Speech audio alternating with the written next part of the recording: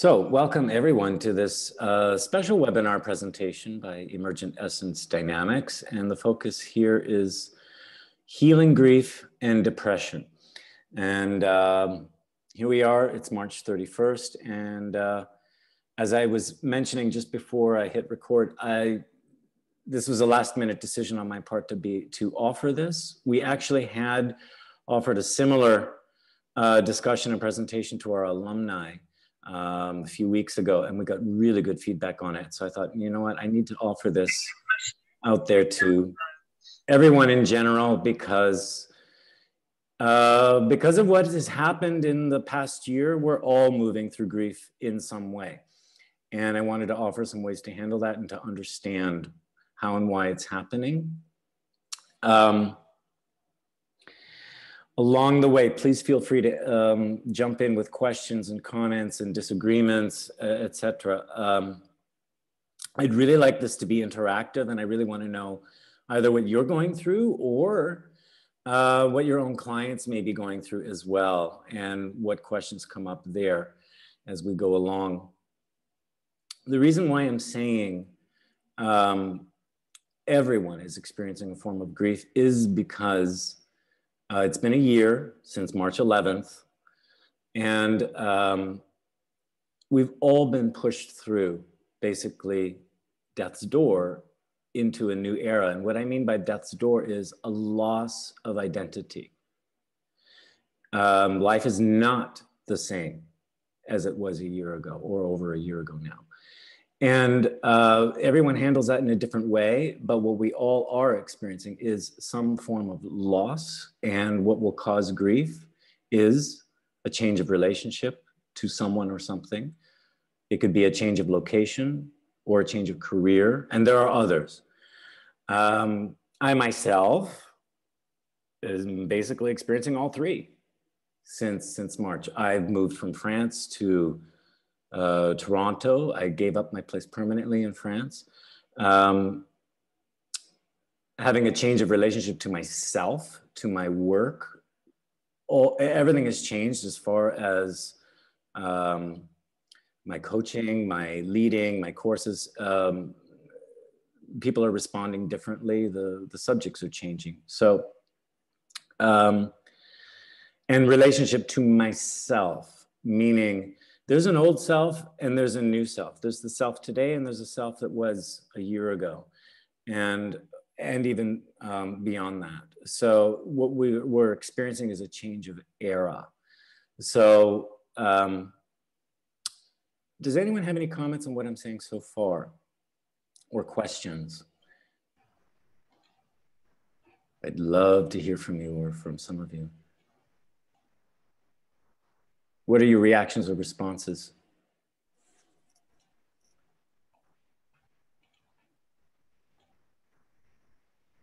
Or what attracted you to even come on here?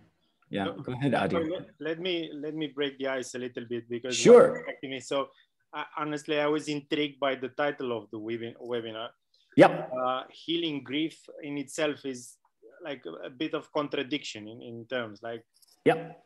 Like, you know, how can you heal grief in the end, and you know, how can you use the reconstructive force of grief to be the new self that you're mentioning? Yes. So I don't know if this is the healing that we understand in this. To me, it's more of a, so you mentioned the old self and the new self, and somehow you associate this with the grief in between, right? Yeah, let's say that, okay, so when you're moving from an old self to a new self, there is a death of the old self, a death of the identity. So there will be a grief process that we go through as that old identity dissolves and as we take on the new identity. This is what I'm calling death's door. It's a period of transition.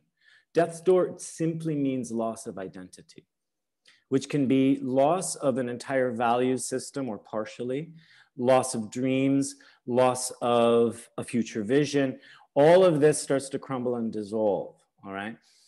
And a new self emerges with a new value system, new futures, new strengths, etc. And this is a growth period, all right?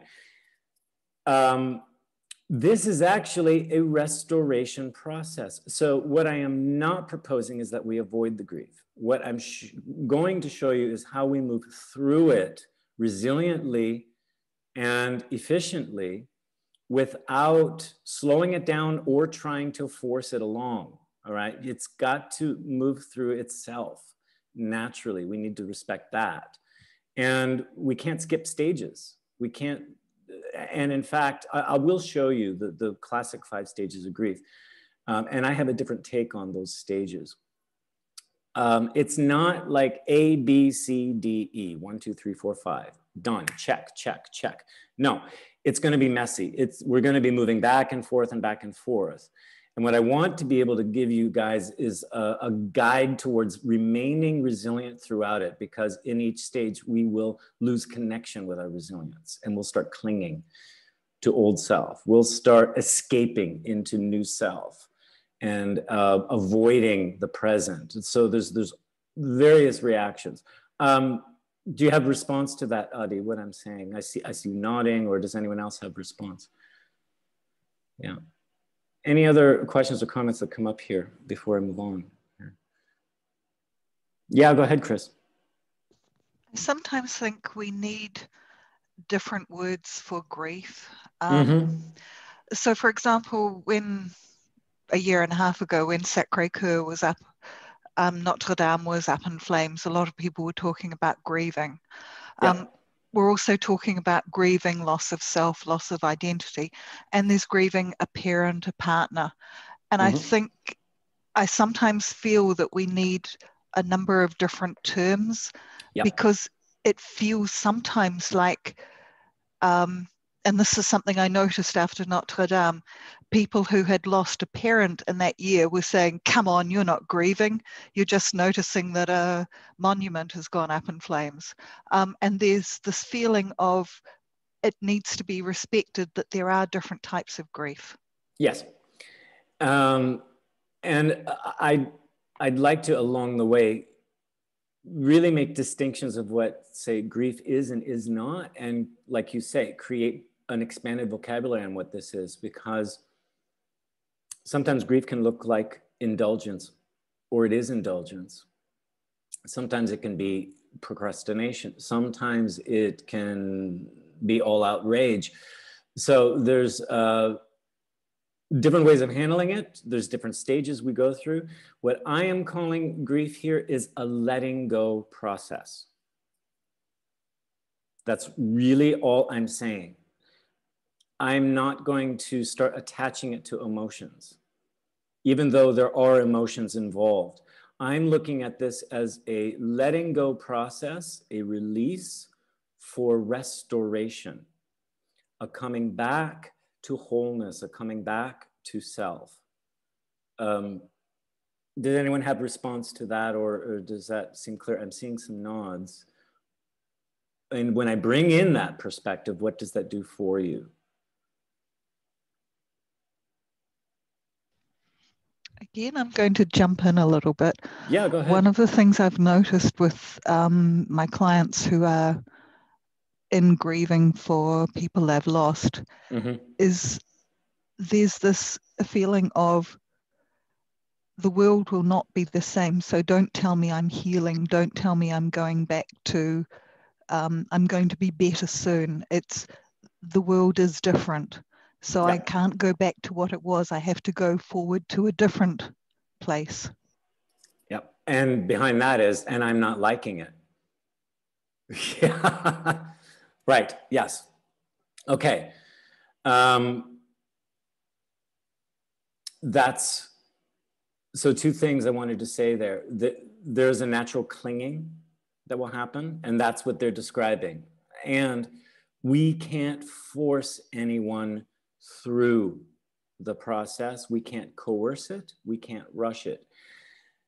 Nor can we indulge in it either. So we can't push it forward. We can't slow it down. This is why I'm saying it has its own natural movement. The only thing we can do is keep connecting the person to their own resilience, their own sense of vitality, life force, sense of permanence, timelessness. The world can disappear around you, but you have not disappeared. The Notre Dame can go up in flames, but you have not. A part of you has gone down with it. A part of you has crumbled, but there's a part of you that still remains, that still stands. And that is what we need to keep returning to. What is keeping me here? What enables me to still stand, even though parts of me have crumbled? So we'll get into more detail on that. And I think it's so, because everyone has different reactions. And I noticed when I was training coaches as well, they would have different reactions to their clients who would be going through these grief processes or through a depression. Some of them would say, oh, you know, the world will get better. Let's look to a brighter future. It's not necessarily the right thing to do, because that's trying to rush it through. Or, oh, you're so sad. I feel so sad for you. That can be actually aggravating something that's actually not there.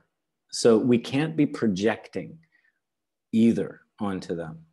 But what we can do is just keep reconnecting them, like I said, to the resilience. So here you are. And what I will talk about is to keep nudging them into recognition and acceptance. I've talked in other webinars about the 8 stages of relationship, truthful relationship, coming into truth with ourselves and our reality. First 2 steps or stages are first recognition and then acceptance. And in between recognition and acceptance will come judgment, a lot of judgment, okay? And if something traumatic has happened or something where we feel like the rug has been pulled out, we're gonna judge it a lot, and we will not move into acceptance. And so in fact, those stages of grief are basically 5 stages moving towards acceptance. All right, and we have different ways of handling that, moving from recognition through judgment into acceptance. Okay, let me move forward here. And again, feel free to jump in at any time. So what I'm gonna cover, and I'm hoping I can do this in 60 minutes. An overview of the grief process, its various forms, including depression. And along the way and throughout, it's how do we restore resilience, vitality, and wholeness, all right? Grief will bring us into restoration of wholeness, but we can fight it along the way and forget our connection to resilience and vitality. So along the way, just very, very, very simple ways, and I'm going to emphasize the word simple.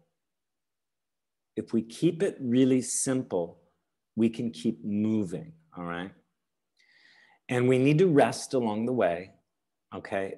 And we're gonna move back and forth, 1 step forward, 2 steps back, 3 steps forward, 1 step back. But the point is to keep our awareness of ourselves and what we're connected to.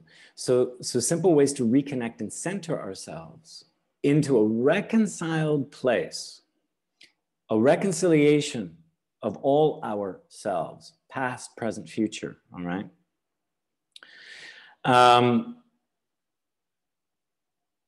So that we are moving ourselves through transition, whether it's difficult times or easy times. I'm just saying difficult times, all right? The whole process will be difficult because we face a lot of resistance. So, and it's to accept the resistance as well, all right?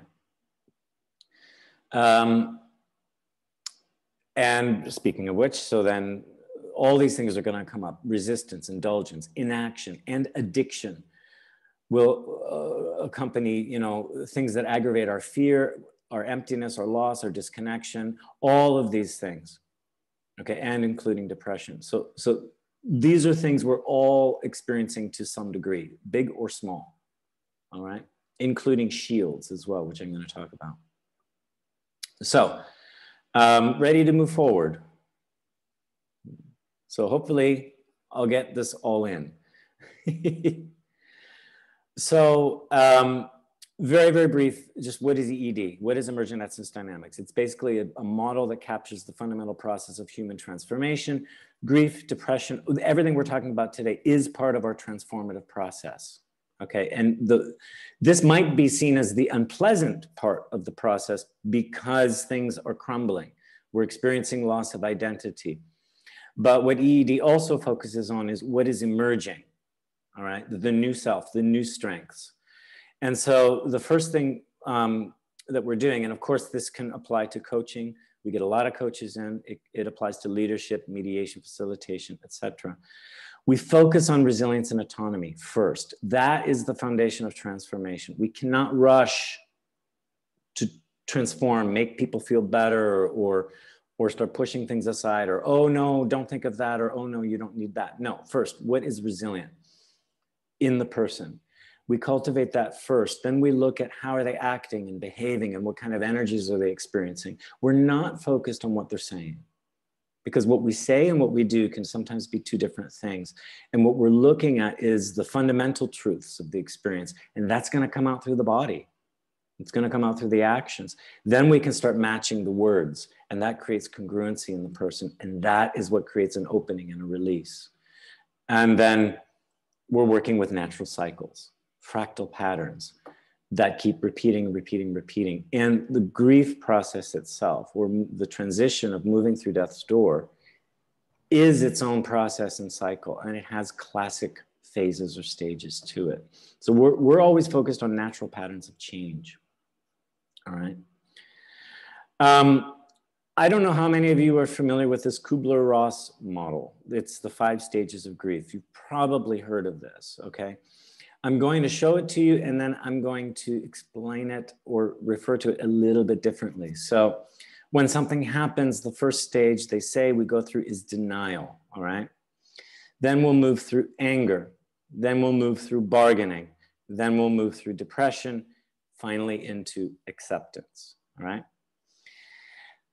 My own first impression of this when looking at that model is, where is the sadness? Where does sadness live in this model? Did they forget about it, or what's going on? Does anybody have thoughts, comments, or ideas on where is sadness here? Because when we think of grief, we're like, oh, it's sad. There's sadness happening. Anybody have a comment or response there? Well, I mean, I look at grief and depression as the absence of emotion. Like sadness is an improvement on grief, actually, because it is a pure, I don't want to say a legitimate emotion, but it's the ability to feel. When you're deep in grief or you're deep in depression, you don't feel. You're just in a haze. Yeah. So I look at this and saying I don't see sadness as being a until these things are addressed, sadness can't even emerge in some respects.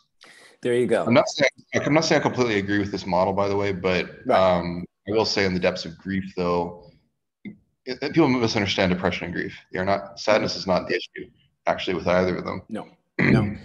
That sadness is an improvement on both. That's great. Yes. Did anyone else have comments here, or did Jason pretty much nail it?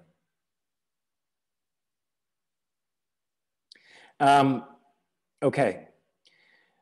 So Jason was saying sometimes we just can't even feel. Well, this is that denial stage. And I've got more to say on this. It's not just denial.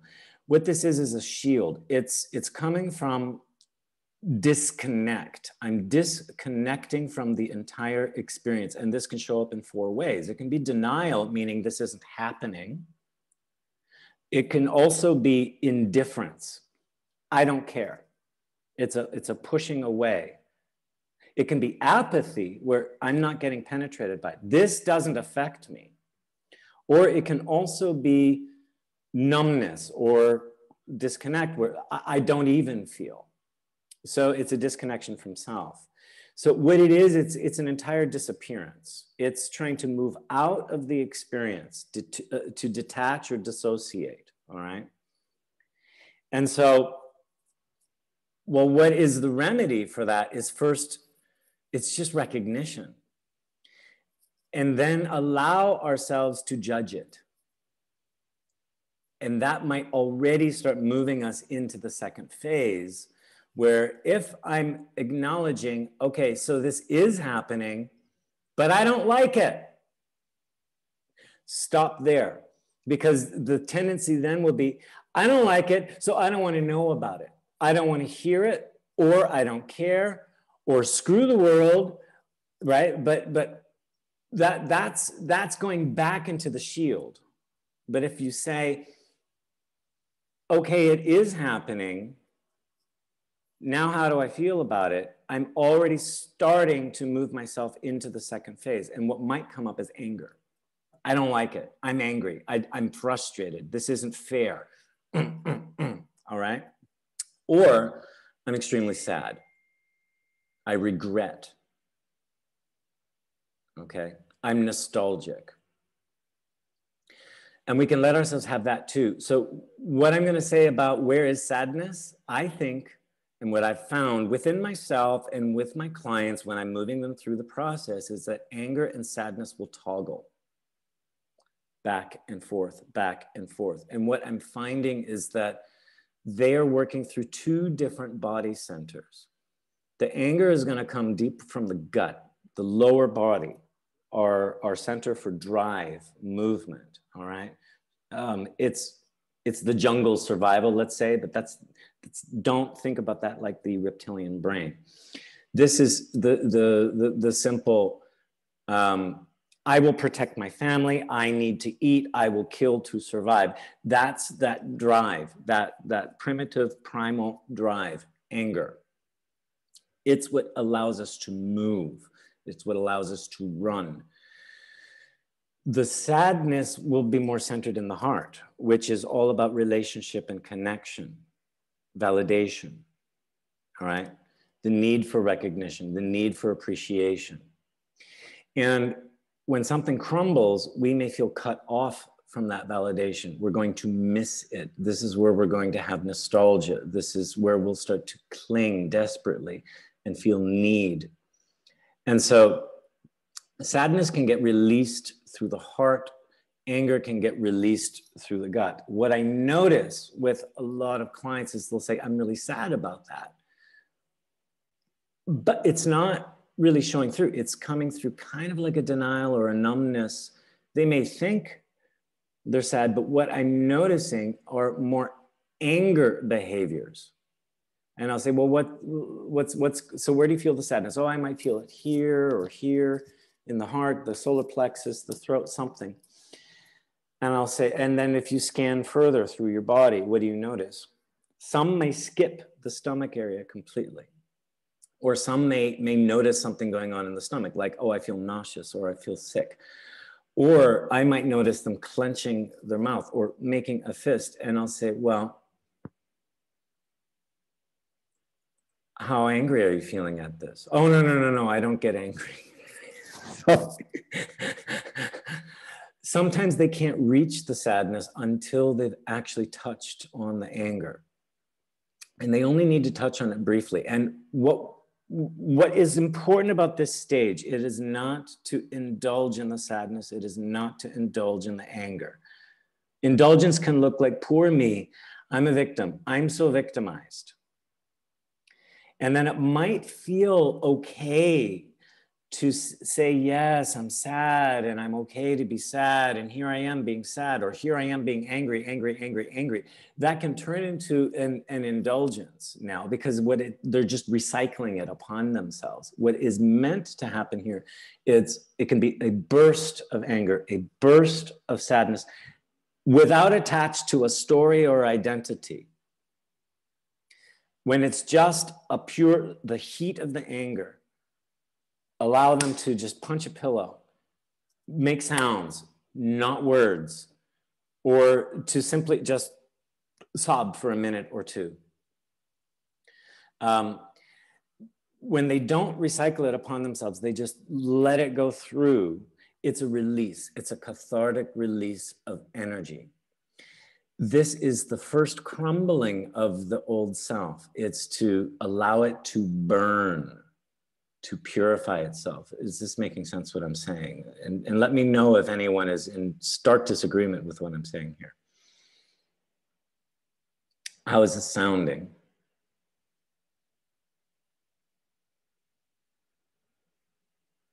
Anyone? Or just give me a thumbs up that we're okay here.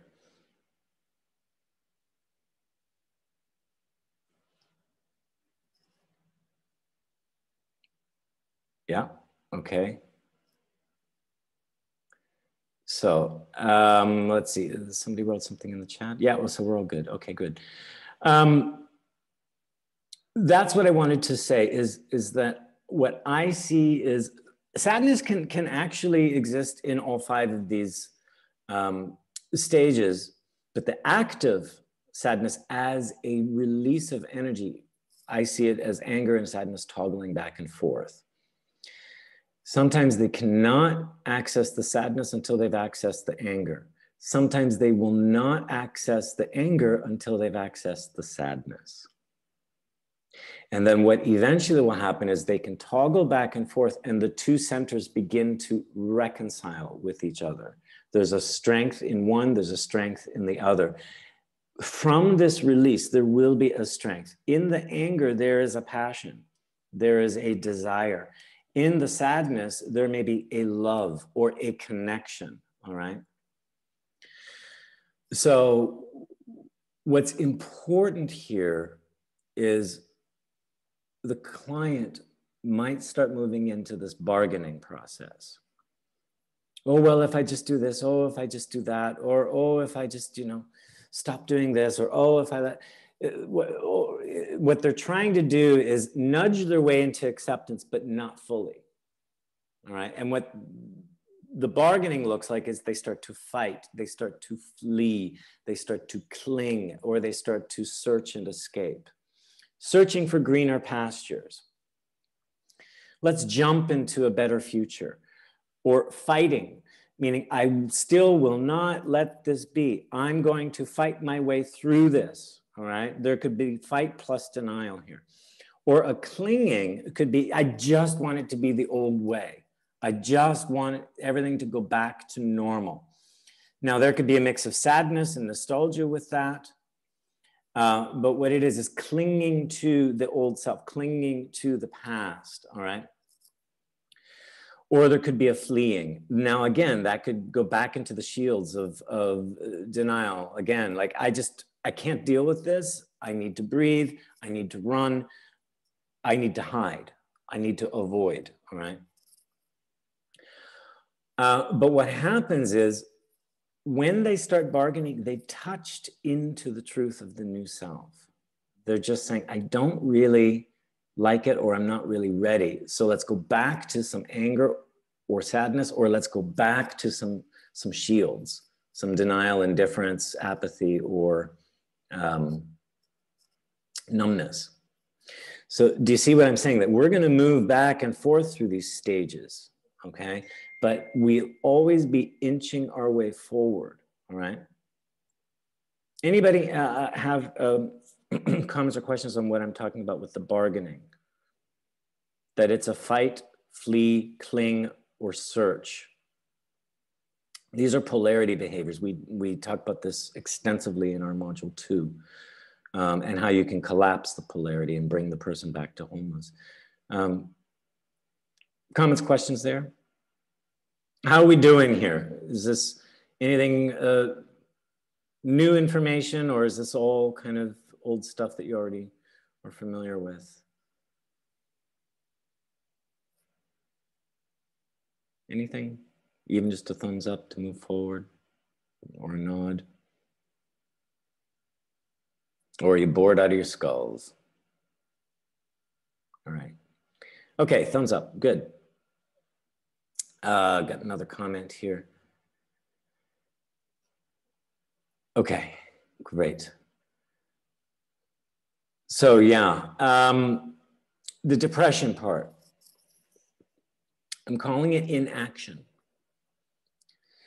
So denial and procrastination. Okay, so denial is a shield. It's not going to move us into action. Procrastination is an avoidance of action. Depression in itself, I believe more and more, it is just simply the result of inaction accompanied by putting pressure to act. And it's this toggling back and forth. It's almost like, so I'm unable to act That could be from not mentally ready, I'm exhausted, I'm depleted, I'm empty, but at the same time, pressures of obligation or stress, I must act, okay, but I feel paralyzed, or I have lack of will or lack of resilience. And this can be a vicious circle upon itself, all right? Depression could breed depression. The more there's inaction and no appreciation for the current moment, no presence in the current moment, all right? I've got in another slide later some remedies, but if we remember that depression is really about non-action, whether that's denial, procrastination, fear, stress, anxiety, obligation, then what's the way out? Small, simple, doable actions. And that can simply be getting up out of bed. That can simply be taking a shower. It can simply be eating something, all right? What is not considered an action is sitting on the couch all day watching Netflix. Okay. Why would I say that? If it's done as a way to procrastinate, as a way to avoid, as a way to escape, as a way to fill time, then it's inaction. If it's done as with intention of, I'm going to learn something here, or done with intention, I am going to simply veg out and I need rest. I need to do absolutely nothing but empty my brain today, and all I want to do is take in a good movie. Then that is different. So it's action with intention. Because what you're doing then is you're moving forward with 100% congruency. If you're splitting yourself by saying, I should act, but I can't or won't yet, that's like a forwards, backwards movement at the same time, and you're having a split consciousness. Does this make sense, what I'm saying?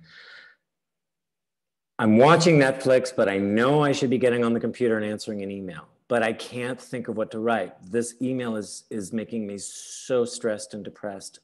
I just want to escape for a little bit. So then make a choice, say, forget the email. Or make a choice and say, let me sit in front of this computer and stare at this email until something comes up. But I'm putting myself with the intention of I'm dealing with it, right? Must be done with kindness. It must be done with resilience, meaning, yeah, I do have the creative solution here. I don't like what I'm seeing here right now, but I do accept, again, recognition, acceptance. I do accept that it's here. Here's the email. I'm breaking this down into very, very, very, very, very, very simple things. And like I said, to go through these processes, we must be very simple with ourselves. Okay, I cannot sit here, look at the email and say, if I don't get this written in 15 minutes, I'm going to be screwed. Okay, it's not about that. Become fascinated. That's the third stage of the 8 stages. It's recognition, acceptance, and then fascination. I'll put my awareness out instead of focusing on constantly judging myself or judging it. What is this offering me? What is fascinating about this? All right. Because then I can start to take back something into myself, a little appreciation. Ah, there is something valuable here. Yeah, this email is upsetting to me. What is fascinating about that upsets me? Maybe I'll to get a touch of anger and say, okay, so then I can get fascinated with my anger. Then I can get fascinated with, well, what's the passion underneath that anger? What's my desire here? That already then, okay, so how is this obstacle becoming a teacher to me? There's the fascination. What is the lesson I can learn from this? I know I don't want to learn the lesson, but what is being offered here? Then I can start finding some value and some appreciation back into myself. What I'm actually doing is I'm actually moving myself from denial into the release of anger, sadness. I'm moving beyond the bargaining. I'm moving beyond the depression into acceptance and into fascination by working through that process. I'm actually allowing myself to go through those 5 stages, little bits, little bits, little bits, gradually moving myself into action. The other thing is, by me sitting here and doing this work with this email, I'm actually in action. I don't have to put myself under pressure to reply. I'm getting myself into relationship with the email that I've decided to sit with. Does this make sense? I'm breaking it down into even smaller steps, because what's important here when we're working through the depression is first small, simple actions, but also appreciation of every action done without the pressure to accomplish something. What that brings us is into a way to start to move into flow, enjoyment, pleasure, taking pleasure in the action we do, which then cultivates more resilience. It starts to open our creativity. Then inspirations will start to flow through. Then maybe I get an idea and I can write that down on my notepad to say, here's an idea of something I can write as a reply to the email. It's not that I'm going to start writing the email, but I can start gathering the sparks of inspiration and just capture them, put them aside, and nurture it. And now, how does that feed back to my well-being? What is that doing to reinforce my own strength? Then I can keep cycling. How is this sounding for you guys? Is this making any sense? So action, simple action that is grounded on the pure enjoyment of the action in itself, taking pleasure in it with no big pressure to accomplish, and then appreciation of the action that is being done. So if I make the decision, all right, I'm gonna get in the shower. So appreciating, turning the water on. This is not about judging yourself and saying, you poor pathetic thing. Any normal person could turn the water on in the shower. Well, actually, today, no. Today, I'm going to appreciate feeling the faucet, turning it, feeling the water on my skin, and taking pleasure and enjoyment of it. The water is nurturing me. I'm feeling the electricity from the water. I'm feeling the vitality start to flow through me. I'm getting back into relationship with myself. Do not overjudge this. You may not know how deep you are in the grief or the depression, that it will feel like you're putting yourself through rehabilitation therapy to say, oh my God, I used to, I used to be able to walk. Well, maybe you can't walk today. Maybe you need to appreciate every movement of the muscle of your foot touching the floor from heel to toe. It will feel like learning how to walk again. Any reactions to what I'm saying here? I'm stressing the importance not to judge yourself by the size of the actions you do, because what you are doing is starting to roll a boulder uphill, and the boulder needs to start rolling. We can't expect to have super strength. So, and I want to be very, very, very clear here that we're not indulging in the smallness of ourselves either. Oh, I can only handle this much. Oh, I can only handle that much. No, you choose what you do, you choose what you handle, and then you take it on accordingly. As I am a person of vitality, I am a person with will and strength, and that's it.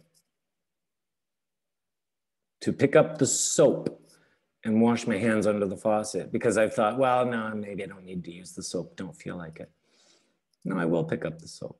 Oh, great. Feels great to have soap on my skin. Again, I'm breaking this down into micro steps. How does this sound to you guys, what I'm saying here? What are your reactions?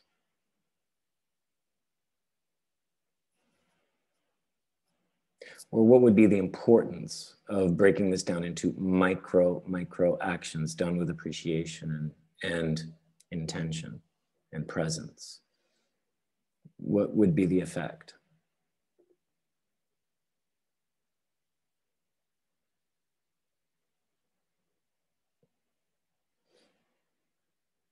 I'm going to ask you, Jason, what your thoughts are here and what I'm saying, because I know in past webinars we've spoken about depression, etc. Yeah. Yeah, I mean, when you're right. I mean, one of the biggest antidotes to depression, I suppose, is exactly what you're suggesting, like small, simple actions. And like when I got out of the hospital, I'd ask my mom to assign me jobs, and one of them was to clean the powder room. And mm-hmm.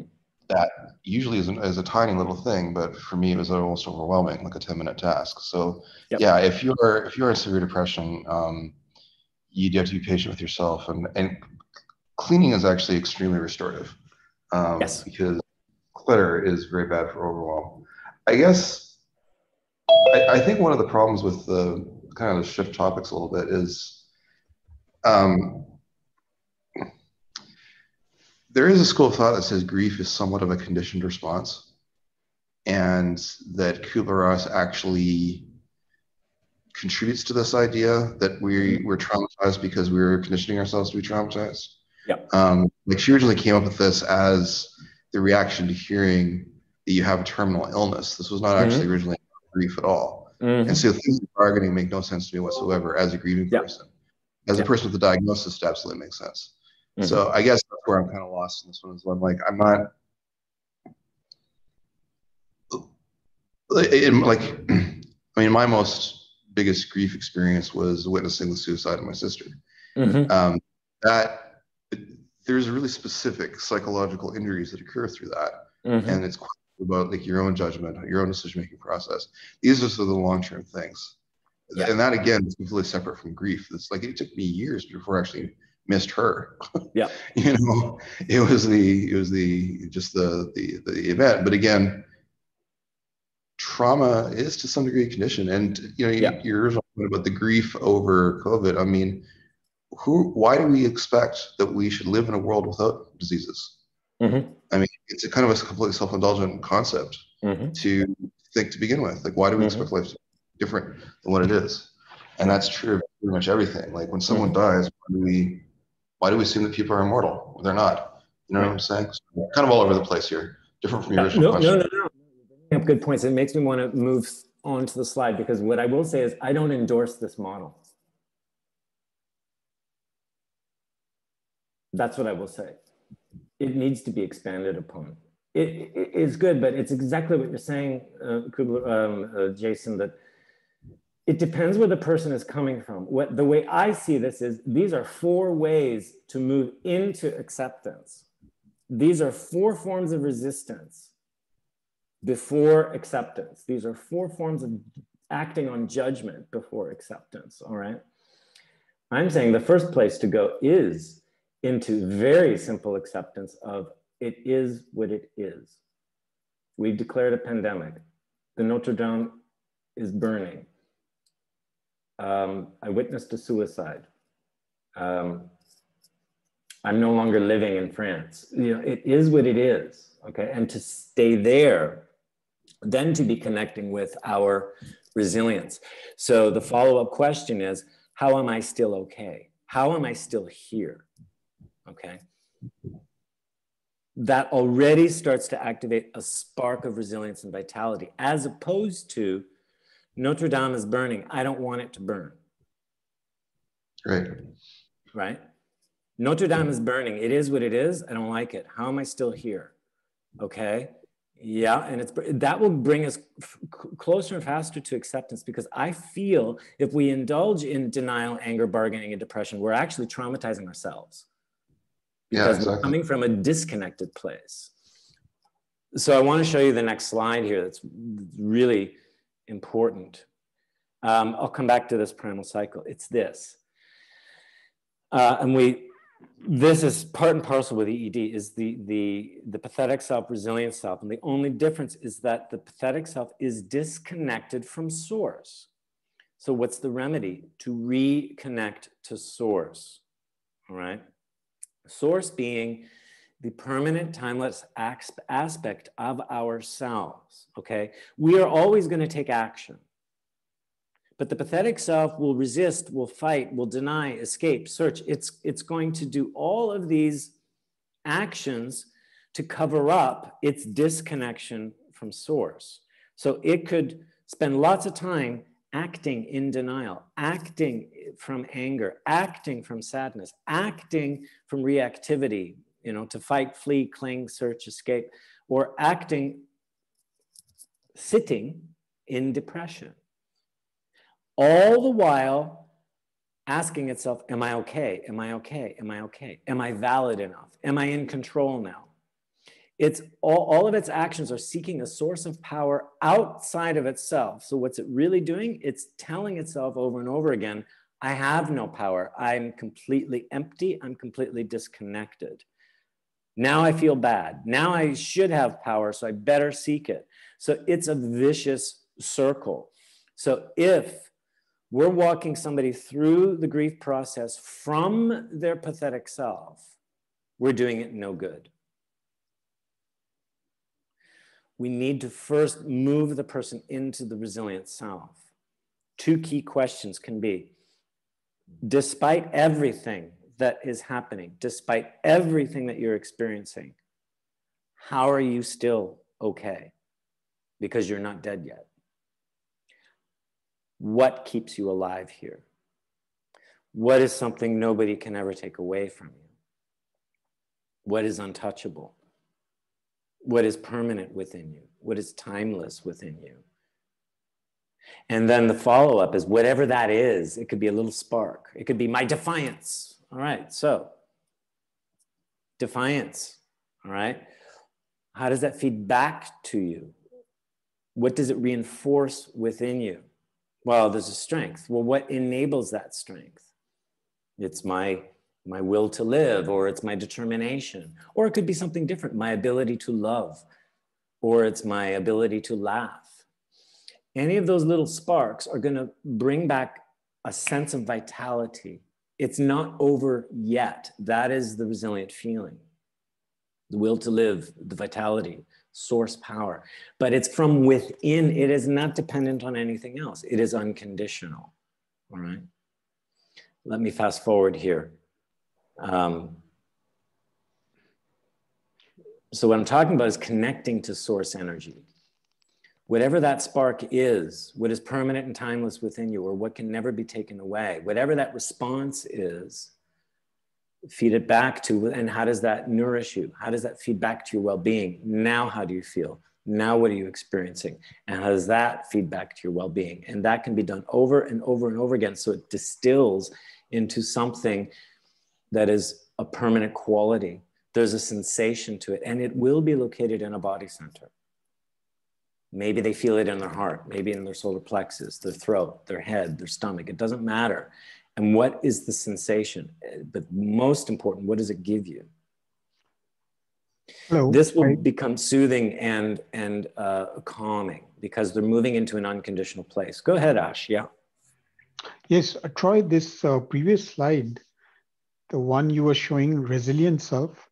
Mm-hmm. So you said there are like two questions where it's a quick way to direct the client. So you said something like, despite everything that's happening, mm-hmm. like if they come with a lot of like this, then what are the questions you mentioned, like how that transition can start happening This will,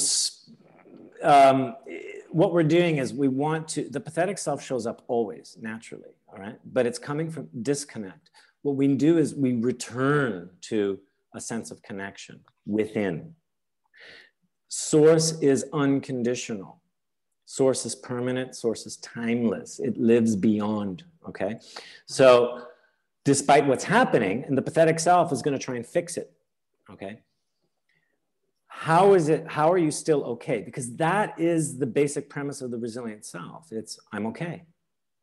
I'm permanent. I'm connected to permanence, timelessness, everything unconditional, love, unity, limitlessness. I am limitless. So I'm okay. Now I can take action and I can create, but I'm creating from source. I'm not creating to survive or find security or find validation. I'm creating because I can. Now, there's a drawback to the resilient self is that it can also just be okay with everything that it doesn't take action, and it can just sit and enjoy everything. So that's why we have a pathetic self. It gives it a reason to create, all right? But in this context regarding the grief work or the depression, it's indulgent grief or indulgent depression is going to come from the pathetic self trying to assert power to itself. It's trying to plug into something outside of itself because it feels the burn of this disconnect, all right? So back to your question, Ash, it's despite what's happening, how am I still okay? Despite what's happening, how am I still alive? What keeps me alive? And it can simply be, I'm able to breathe. What's it like to breathe? What is nourishing about the breath? How does that feed your well-being? It's when we feed it back, okay, into well-being, that is going to start plugging back into source. I am the source, all right? Despite the Notre Dame burning, despite all the masks out there, despite vaccine, not vaccine, I am still here right now. What is my life force? All right. Yeah, that really resonated, Troy. Thank you for clarifying. How does that resonate for you, Ash? Yeah, so actually this resilience part, Troy, the rest of the stuff was also quite good, but this part particularly resonated. And at least for me, during this year, if you do some work where you expand on the slide further, resilient self, and how that transition, just I think you gave a brief snippet of it. So that will be very interesting, whether it's one of these webinar series or even if there are some I will do online. I will do more special webinars. I know I've got them all scheduled for the year, but I'm going to insert special webinars here and there. Yeah. Yeah, especially like if we zoom into this slide, like starting with here, and then taking some situations, and one of them can be extreme, this grief or sadness, but even some other ones. Well, you know what? While we're on that, I don't know. This might be slightly off topic, but let me mention. A lot of what we're going through are aggravations of the grief. What that I mean is our society is aggravating the gap. It's like rubbing salt in the wound. Every time you see a mask on the street, that's a nudge to the disconnect. It's reminding you of an old self you no longer have and the new self you must move into, right? It's reminding you of a new identity and a loss of identity, okay? I can't enter this restaurant without a mask. That's a loss of identity, a loss of an era, all right? Social distancing, it's a new behavior. It's gonna aggravate this sense of disconnect because we're literally disconnected from each other. You can't reach out and touch hands if we're 2 meters apart, okay? So it's aggravating isolation. Staying at home, again, aggravating isolation and disconnect socially and also isolating ourselves from nature, all right? When you go into a store and you have to follow these arrows, it's a reminder of loss of autonomy, loss of freedom. I can't decide which way I walk down the aisle. I'm saying these are like subliminal signals aggravating this gap, which is just going to drive your pathetic self nuts. Is this making sense what I'm saying?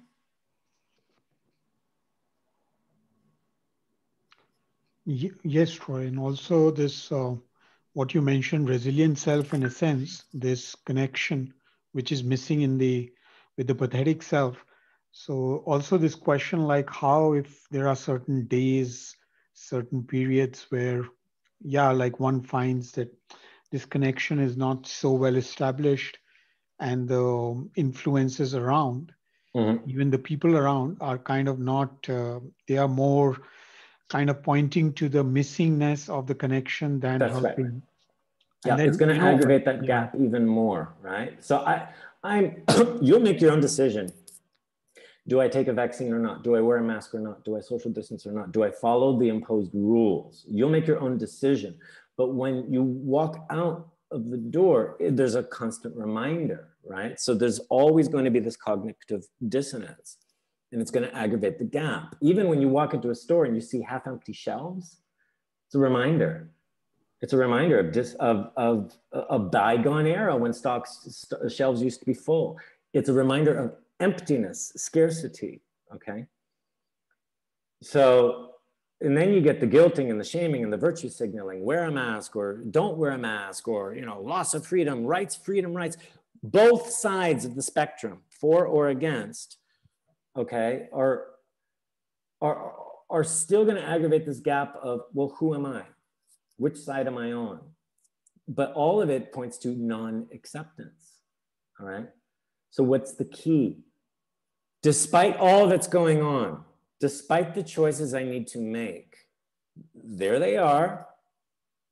I'm wasting time to think, well, what if I could just get back to normal? What if I could just get on a plane again? I mean, we haven't been normal on a plane in over 20 years, since 9/11, when they changed all the security protocols anyways. So, right? So, the point is, so there it is.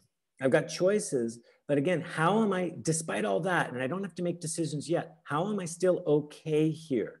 So whether I'm for or against a mask, I'll make a choice. Do I wear it? Do I not? But I'm not wearing it to please somebody else. I'm wearing it because I do. And even if I'm anti-mask and I still wear it, I know why. It's with intention, because I want to get something from the store and I don't feel like putting up a fuss. So I'll just walk through, or I will not. And I'm prepared for the consequences of being ridiculed. Or I do wear it because I don't want to spread something that I'm afraid of. So the point is, become congruent with your choice. Be accepting of your choice, and then become flexible and adaptable. How do you become flexible and adaptable? It is by connecting to source, your own vitality. So even if I feel life is more restricted than it used to be, I'm still here, I'm still alive, I still have creativity within me. Now I can move forward bit by bit, as opposed to I'm attached to a bygone era, I'm clinging. Is this making sense what I'm saying here? Does this help in any way? Yes, for me, Troy, very much. Thank you. All right, now there's a lot more here. I was going to show you guys. Maybe what I could do is just show you this briefly here, okay? By the way, I did a whole webinar on connecting to the source energy. That's webinar number 9 of 2020, Core Vitality and Resilient Wellbeing. Some of you may have seen this before or not, but I'm saying revisit it because it breaks the slide down in a lot more detail on how to circulate that resilient energy through you. And this we teach in module 1 at length. But this webinar is a great reminder of that. You can find that on the YouTube channel. On your website, that says it. Yeah, it's also on my website, essence-dynamics.com, or it's on the YouTube channel at EE Dynamics. I have it in the featured webinars playlist.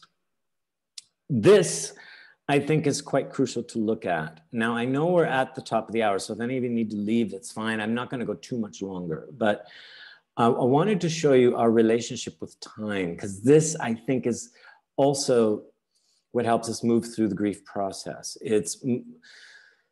We have our present self, past self, future self, and we can create a relationship with that. So we have a world from last year, and then we have a world of today. And then we're being promised a world of tomorrow depending upon how we behave or not behave. And that's called bargaining, okay? Let me explain what these little funny loops mean. So here's that resilience loop within yourself. Then that's this taking in and releasing of energy that is feeding and nurturing your well-being. When that gets charged up, then you can start giving that out, sending that out into the relationships that you're interacting with, and give and receive resilience back and forth. Then from that way of being in relationship, you move from home to the outer world and back. And this is you taking action in your world in a resilient way, where you're giving something to the world and bringing something back home. It's a give and receive. It's an exchange of flow, okay? Back in 2018, I did a webinar on this extensively. It was called Being in Quantum Relationship with Everything. So now, what's your relationship to time? You have a future self that's interacting with its world in a free give, receive, exchange. You have a past self that's interacting in its world with a free give and receive of exchange of energies. Now, each self from the past, present, and future has its own strengths, okay? Think of who you were 20 years ago. Think of who you are now. Imagine having a conversation with who you were 20 years ago. What, say, advice would you give to that past self, okay? If you could give them a glimpse into what to watch out for in the future, or what to focus on, or what to nurture within themselves. That's what you would give to them. And of course, they're gonna have questions. Oh my God, how do I get through this obstacle? How do I get through that? How do I get over this fear? How did you do it? How did you accomplish this? Okay, they'll want all that advice. That's what they're receiving. Now, that self might think, oh, I have nothing to give my future because my future has accomplished it all. Oh, really? What do you miss in that past self? What is not currently with you that that past self possesses? Maybe it's vibrance, maybe it's passion, maybe it's ambition, maybe it's a healthy sense of cynicism or cautiousness or a sense of humor. There's something there that they've got that maybe you're not as much in touch with. So that's what they can give you. It's something so natural to them that you can draw from, all right? Is this making sense? That there is an exchange between past, present, self. Did you have something to say there, Ash? I noticed you got off mute, or no? Yeah, I guess, Troy, maybe I go through some of your other webinars. This part was not very, like the other part was more clear. This part, yeah. This is the funny looking thing, I know. This is just to show all the dynamics we're experiencing in one moment. Because we have a relationship to self, other, world, and time. This is basically what it's showing. And all these loops are the relationship, okay? Yeah, because when we say like be in the moment and let go of the past, even if there's sadness, so how to connect the past self, which actually helps resilience in the moment. It does. And then balance it with this be in the moment kind of stuff. Right. Okay. So let me move to this next slide here. So when we're moving into a new era, how do we reconcile our various selves through time, past, present, future? When we go through death's door, it's actually a rite of passage into a new era and a new identity, which means we're moving from past to past, present to future. All right. So we're letting go of a past self. We have a new present, we're moving to a new future eventually, okay? So we're gonna still wanna cling to that past self. That's where the grief is gonna come in. I wish the past was the present, or we're gonna escape and bargain and try to jump into a future and avoid what's going on in the present, okay? So grieving the old self and the old era is natural. But if we start clinging to the past, or we start making different selves compete, like the past was better, or the future is better, that's going to stall the process, okay? So what do? Well, we want to create a fluid relationship between our past, present, and future. So what's really gone on here is, what I want to say is, relationships to things never die, okay? Who you were a year ago does not mean that old self is dead and cut off. It means it needs to be parked into its era, and it contained its strengths, it contained its dreams and its circumstances and realities. Because you might say, oh God, I had the intention to start a new business and now I can't. Well, that's now an old dream. So what we need to do is we need to park the dream where it belongs. That doesn't mean we kill the dream, but we need to park it. Circumstances have changed, therefore that affects the dream. So what we need to do is create a relationship of strengths, give and receive. What was the strength of that dream? How does it feed me today? What's my strength that feeds back into that dream? What we're doing is we're drawing the essence of that past self, or the strength of that past self, back into ourselves. It does not mean that we have to force the dream forward. What it means is we leave it where it was, take what's useful of it.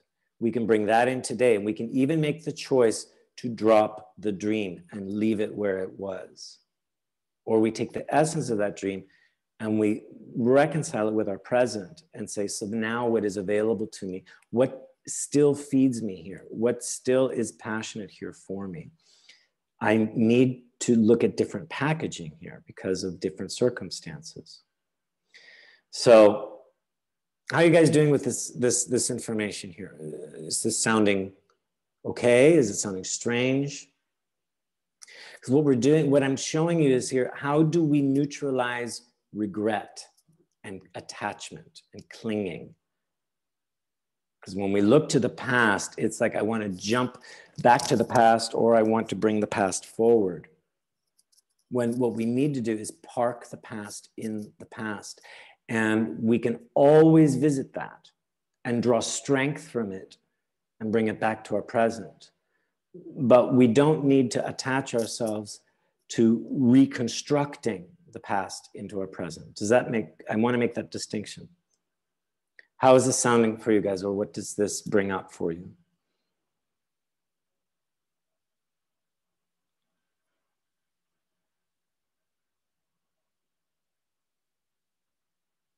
Anything? Or just give me a thumbs up that it's okay. Okay. How does each self nourish or reinforce each other? Same that you can do with your future, is you can go into the future self. It's already accomplished things. You can bring back wisdom. You can bring back strengths and qualities into the present. And you're also nourishing the future with current strengths that you have.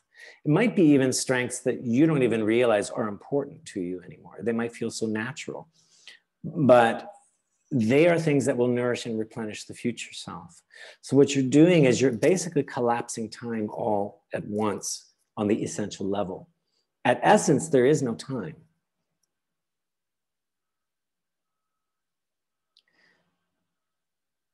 So we can reconcile various aspects of ourselves, and each aspect of ourselves will have a different set of dreams, different sets of values, different sets of strengths.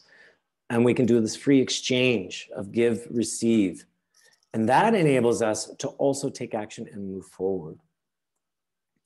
Again, one of the major holdups for the grief process is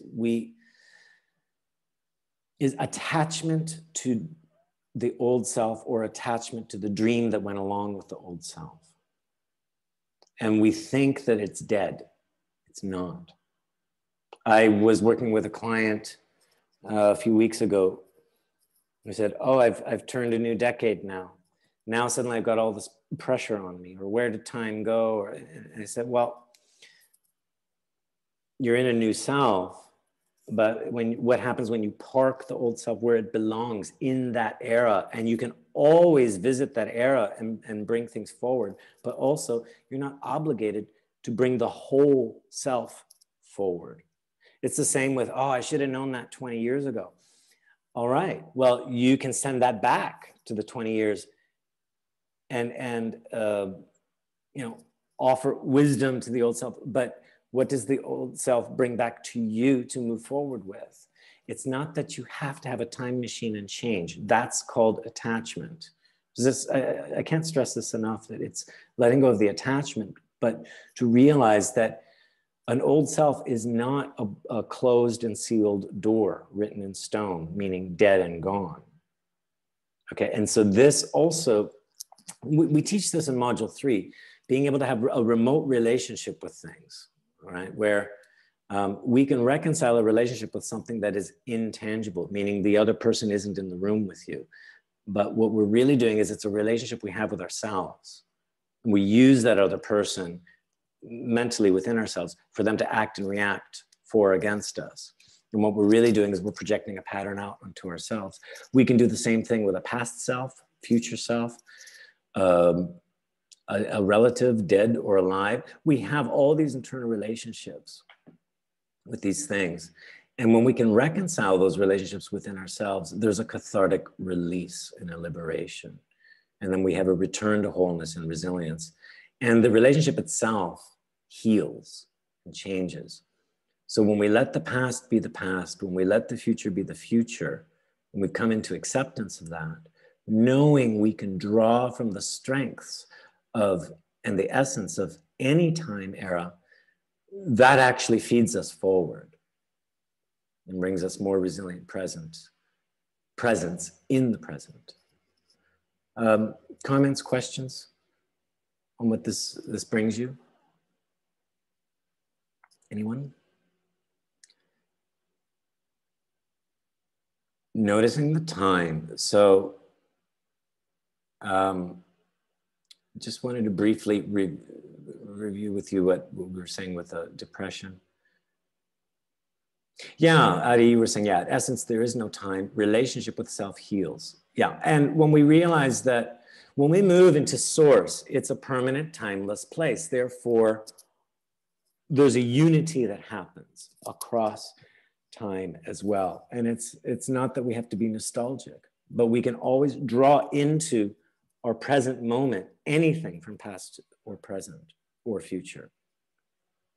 So we talked before about saying that depression is a form of non-action, and that aggravates our emptiness, whether that be denial, procrastination, fear. Okay. So what's important is that we do small, doable actions. That helps release energy, because when we're in non-action, we're sitting on energy and it's festering. And then we're tossing and turning and festering in ourselves, all right? What's important is do not put pressure to accomplish anything, but simply enjoy the movement that's happening when you are taking action. So if you can't answer that email, but you know that, yeah, I could do the dishes, then just do the dishes and enjoy the movement that's happening as you do the dishes. Also enjoy the cleanliness, because Jason mentioned way earlier about cleaning. Cleaning is very healing, right?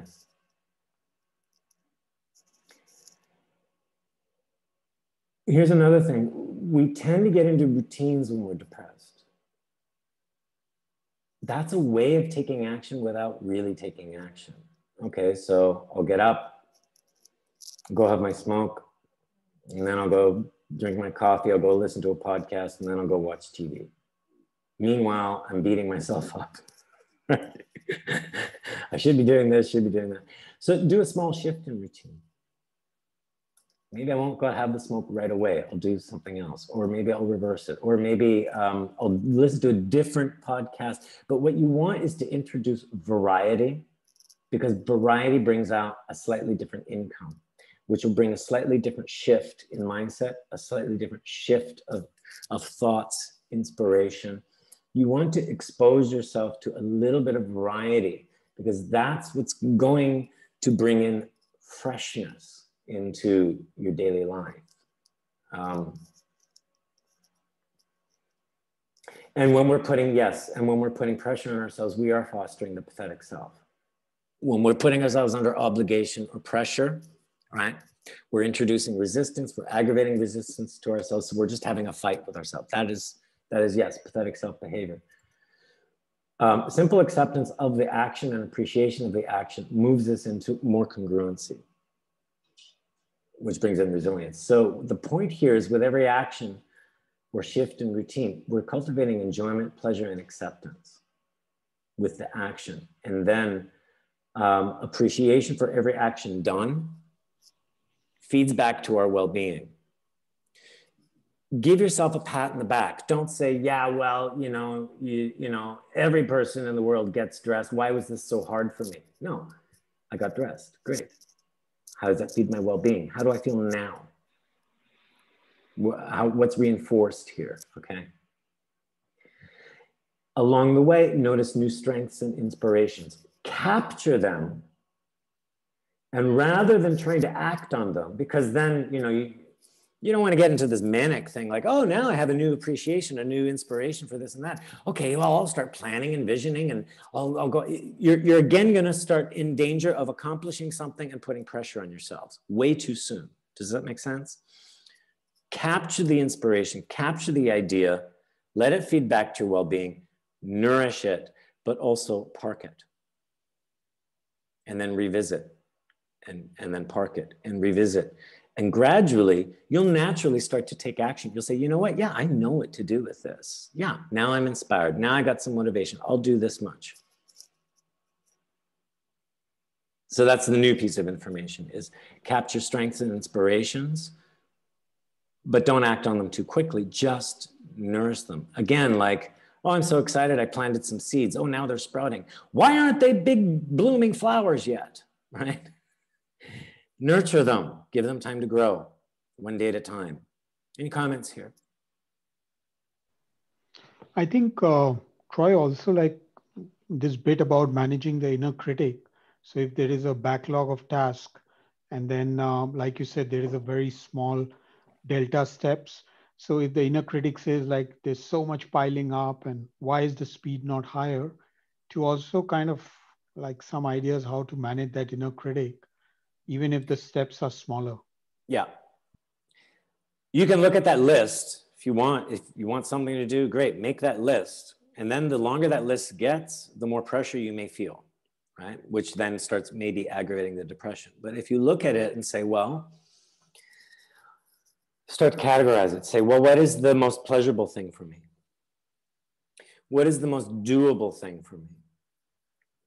What is the most important thing for me?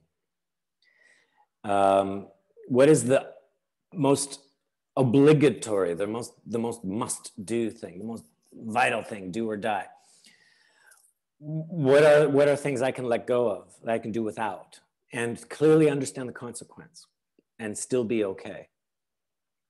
So there's various ways to go through that list. And then you can ask, and what is it that I want to do? All right. Sometimes we play games with ourselves. Well, I can't do this until I do this. And we start creating jigsaw puzzles for ourselves, right? And little games and hoops we got to jump through.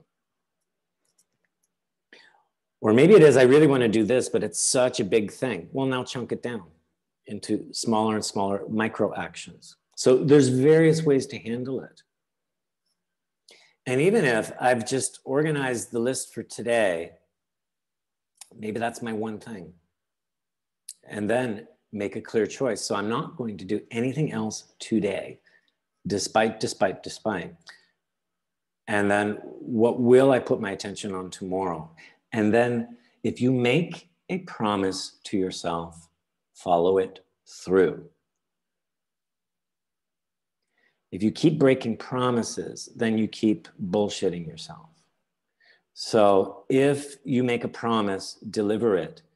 If you don't deliver the promise, then think, well, did I really want to do that? Or was I just saying that to placate myself, make myself feel motivated or feel better? Or am I trying to bite off more than I can chew?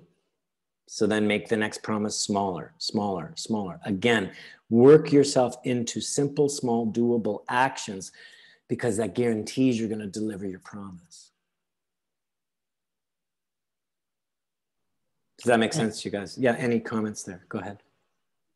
Yes, Troy, I think that's very crucial bit, that even if it's a very micro promise, get into that habit of pulling that off and build from there. That is what's going to cultivate willpower. That's why it's important to appreciate every action done. Get into the full appreciation and enjoyment of it, because what you're doing is you're also taking in the reward of the promise fulfilled. All right. Then you're getting yourself into a habit of what I think, say, and do are the same. It's congruent. Because when we're operating from incongruency, oh, I'm thinking one thing, I'm saying another thing, and I'm doing another, we're split. So therefore, we have no connection to source. We are disconnected. When we think, say, and do, we're congruent, we're in one line, and we're connected to our source. There's a clean channel for that energy to flow out. Then we start getting into stronger and stronger flow the more we massage that muscle to stay in congruency. So if I wake up and I say, I'm miserable, then I can start working with acceptance of, so I am miserable. Let me be in the misery. I'm going to give myself a break, and I'm going to just be miserable today, and I'm clearing my schedule, and I'm turning on the TV, and that's it. That's what I'm doing. Now take pleasure in that. And keep noticing how this is feeding your well-being.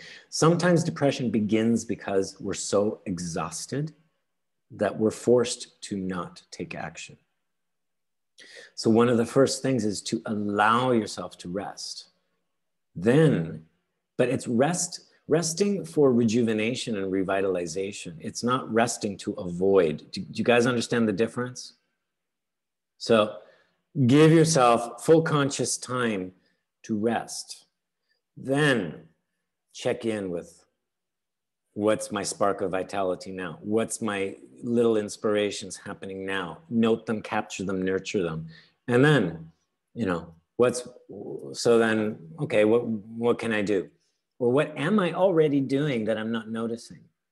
Because maybe I'm pacing the floor while I do all this internal work. Oh, I'm taking a walk. So I'm walking. Great. There's my decision. Taking a walk today around my living room in circles. Okay. That's your small doable action. Am I beating a dead horse here, or is this good to hear?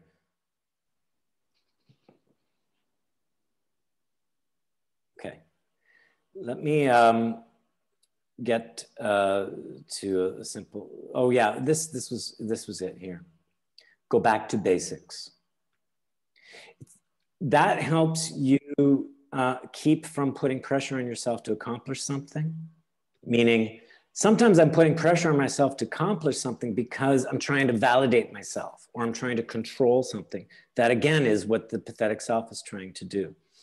If I go back to basics and just nurture my body, meaning clean my body, feed my body, nurture my mind, meaning maybe it's just sit and stare out the window and take in the sights I see, or meditate, or replenish the spirit, take a walk in nature, or simply sit by my houseplant, okay?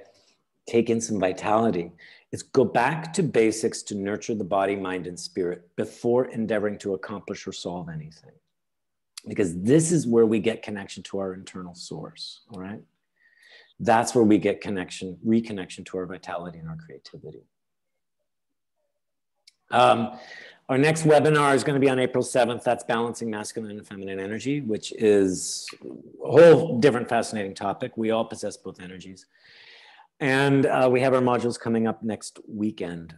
April 9th to 11th is module 1. There's still time to register, and I'll send you guys a reminder on that if you still want to join, because this is what we focus on, especially in module 1, is all these ways to build resilience and work with these pathetic selves. And then module 2 and 3 are working more with the complexities of the pathetic self, polarity, how to collapse it, how to reabsorb a pathetic self back into source to reconnect it, how to work remotely with relationships, work with time in the world, etc. What are you guys taking away? If you just want, I'd just love to hear very briefly, what stands out for you around moving towards, I should have called this moving towards healing from grief and depression. So. Yeah, for me, Troy, the resilience part was very helpful.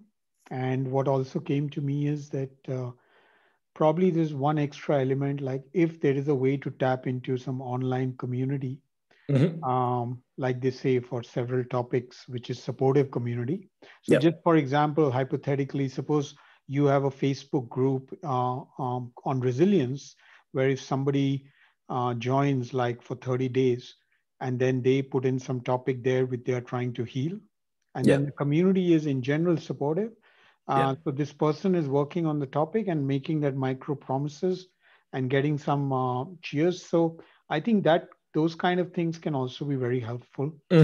But some of the things you pointed were like, yeah, I thought very helpful. And it was like, I would be happy to hear more on that. Yeah. Great. Yeah, I'd like to actually open a public group regarding EED and, you know, just more about resilience, creating foundations of resilience, etc. Because we have our alumni group for people that have taken the courses. We have that, but I thought, oh, it would be good to open a public group as well. Actually, I joined a meetup group in Munich, but since 1.5 years or so, we didn't, and then especially because of pandemic, we didn't really have any meetings. Yeah, we had the EED meetings going on in Munich. Yes, that was like once a month or something. Yeah. So I have to open something up online. Yeah. Anyone else? Chris, you had said it is what it is as a first step of acceptance. Yeah. Anything else to add or say there? Yeah. Yeah, I really like the idea of becoming fascinated with what you are experiencing in a non-judgmental way, and using that, the idea of these small, simple, doable actions done with intention and appreciation. Yeah. Yes. And with the fascination is a great remedy. Fascination and enjoyment are great remedies to not move back into judgment, because we have to, because judgment is feeding back on ourselves. It's thinking back on ourselves, whereas fascination is putting ourselves out there, over there, without being self-referential. So it's literally getting lost in the other thing, losing ourselves in the other thing, and then taking in what is vital from that, or what we can appreciate. So, or nourished, what's nourishing from it. So that's what we mean by fascination. Definitely, yeah. Great, so it is what it is. Stay in fascination as opposed to remaining in judgment, and small doable steps with intention and appreciation. Excellent, yeah. Anyone else? James or Carol or Christina? Anything to add? Oh, I got something in the chat here. So, yeah, Anash said thank you to everyone. So, real brief summary, what I put here is, remember that grief is natural when we're moving through death's door. And death's door is just the point of transition from moving from one era to another, one self to another, all right? Once we accept and embrace the process of, oh, I'm in a transition here, then we can start to expect a cathartic release and liberation, right? Grief actually is a process of liberation, right? But it's also a purification. There's a crumbling and then a rising, like the phoenix rising from the ashes. That's a growth process. As we move through death's door, there always is a lesson to learn. There are new strengths to awaken. And there's a part of our identity we need to let go of. So as we move through, we may have different reactions towards moving through the death's door, but remember, all right, so it's presented to me. What's the lesson being presented here? Then we can make a decision to learn the lesson or not. What are the new strengths being called in me now to awaken? How does the lesson bring out those new strengths?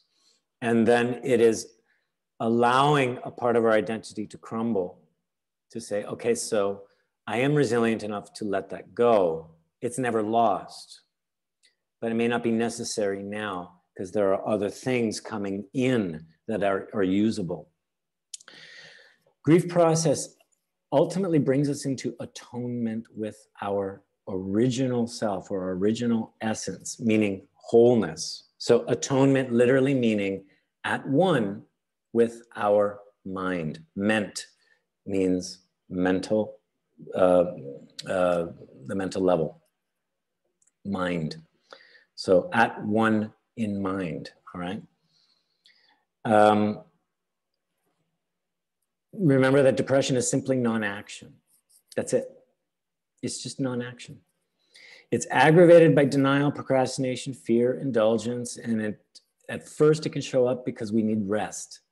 So if we're not allowing ourselves to rest, we may get more and more depressed in the back of our mind until it leaps forward and completely paralyzes us. It's fueled by disconnection. So first thing is to come back into reconnecting with ourselves, resilience, without the pressure to accomplish. And if we're putting on that pressure, well, then it can fester into anxiety, addiction, debilitation, pressure. That disconnection can grow. So again, back to simplicity. And sometimes it is this simple acceptance to take a break. And then the simple acceptance to make a simple move. So you got to toggle back and forth between rest and movement, rest and movement, rest and movement, until you find that sweet spot. Remember that relationships never die, but the packaging may change. Like an obvious example is, so now I'm getting a divorce. So now my spouse isn't my spouse. That does not mean the relationship is over. It just means the way the relationship looks and behaves is different, all right? If we cling to the packaging, then we're aggravating grief and we're slowing the growth process. I wish I wasn't getting that divorce. I wish, I still had that job.